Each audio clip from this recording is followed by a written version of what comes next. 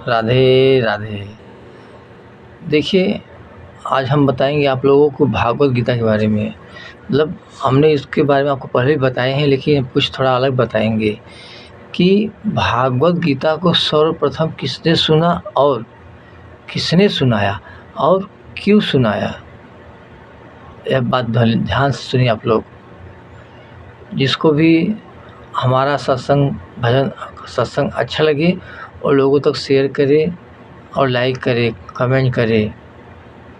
इससे क्या होगा, यदि आप भक्ति के मार्ग पर चल रहे हो, अर्थात जितना शेयर करेंगे वो उतना आपका उधर ऊपर एंट्री हो जाएगा, किधर, प्रभु के पास, कि हाँ इसने इस भागवत को शेयर किया दूसरे फलाने ढकाने के पास, तो आपका उधर एंट्री हो जाता है।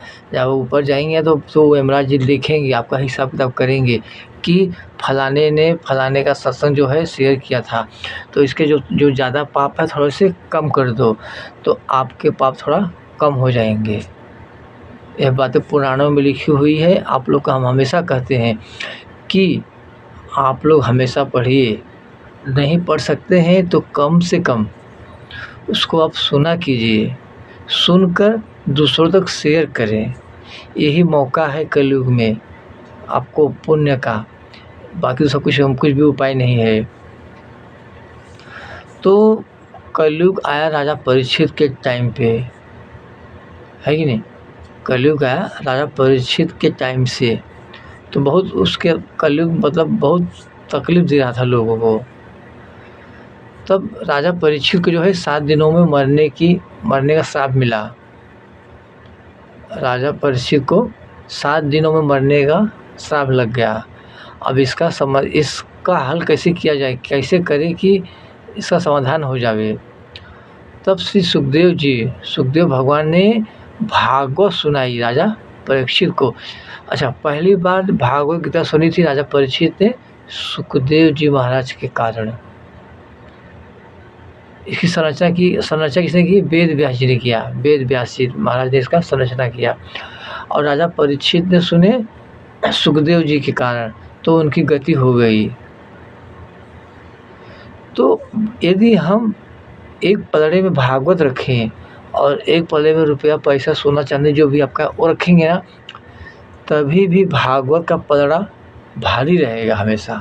यह बात आप ध्यान सुनिए। आप भागवत जी का पलड़ा हमेशा भारी होता है। भागवत का पलड़ा भारी, भागवत का पलड़ा होता है।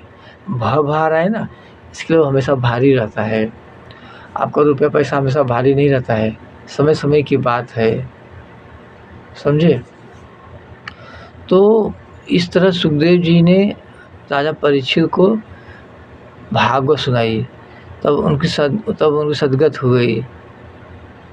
तो देखिए, इस कलयुग में तो हम यही कहेंगे, आप सब लोग हमेशा भागवत को पढ़िए, लोगों तक उसको शेयर कीजिए। नहीं पढ़ सकते कम से कम सुनिए। यदि आप सुनते हैं तो फिर भी बहुत बड़ी बात है आप लोग के लिए।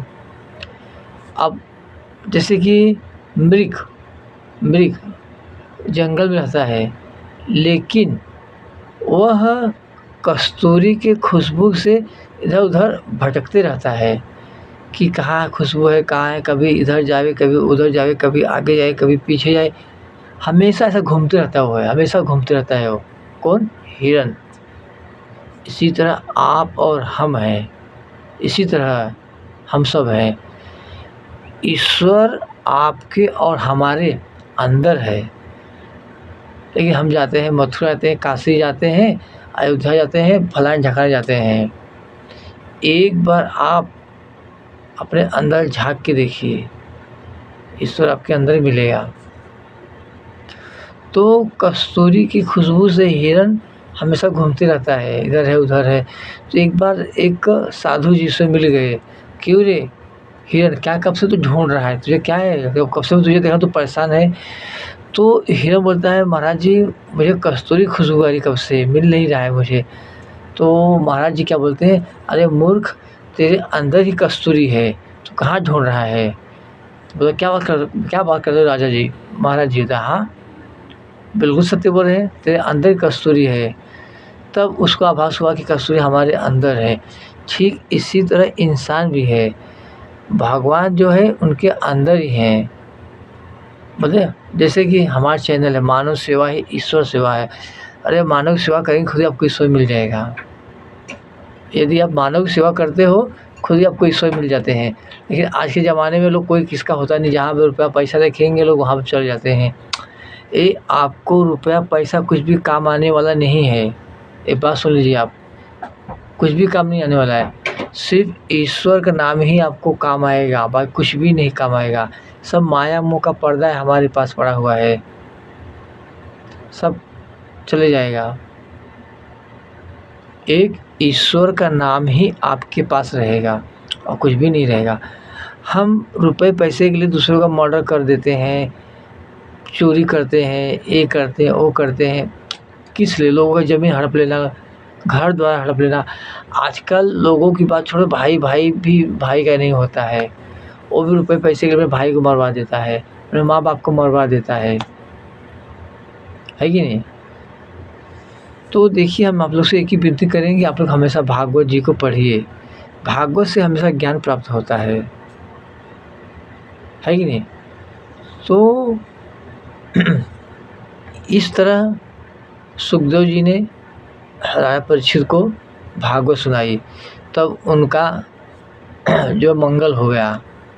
देखिए मौत तो आनी है उसकी भी, जो भागवत पढ़ता है उसकी भी, और जो नहीं पढ़ता है उसकी भी। अर्थात पापी इंसान भी मरता है और जो पाप किया हुआ नहीं रहता है वो भी मरता है, लेकिन मरने का तरीका अलग हो जाता है।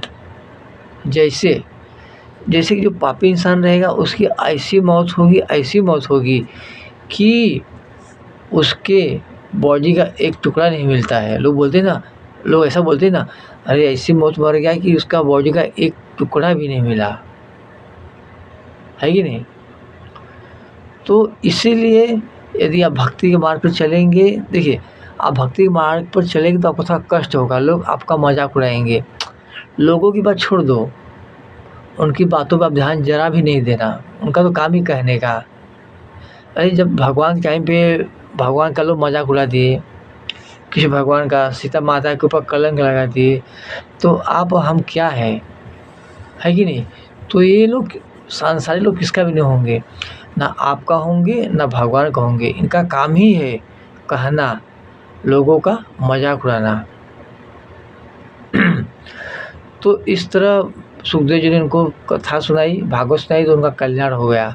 फिर देखिए एक बार की बात है, भगवान और मनुष्य दोनों में लुका छुपी खेलते हैं। जैसे हम लोग बचपन में खेलते थे ना, छुपा छुपी खेलते थे ना बचपन में, हम लोग सब लोग अभी भी खेलते हैं, खेलने वाले हम भी खेले हैं, इसमें क्या है, हम भी खेले। हमने लुका छुपी बहुत खेला हमारे टाइम पे, तो बहुत मज़ा आता था।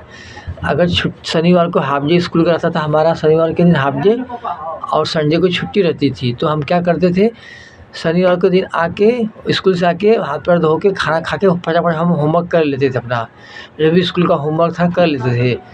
करके रात भर हम लोग लुका छुपी खेलते थे।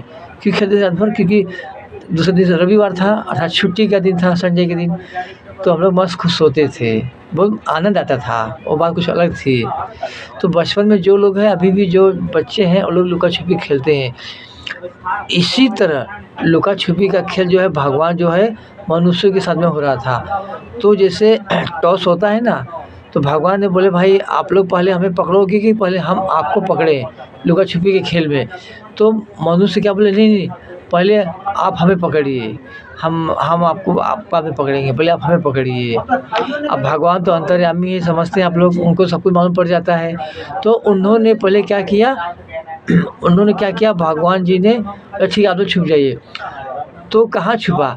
कोई बंदर की योनि में गया, कोई हाथी योनि में, कोई कीड़े की योनि में गया, कोई मृग की योनि में गया, कोई सांप की योनि में गया। मतलब 84 लाख योनि में सब चले गए, सब के सब चले गए। और भगवान ने उनको पहचान लिया, भाई फलाने तू है, फलाने है, फलाने ये है, चल आ जा भी। और भगवान ही है, उनको सब पता चल गया।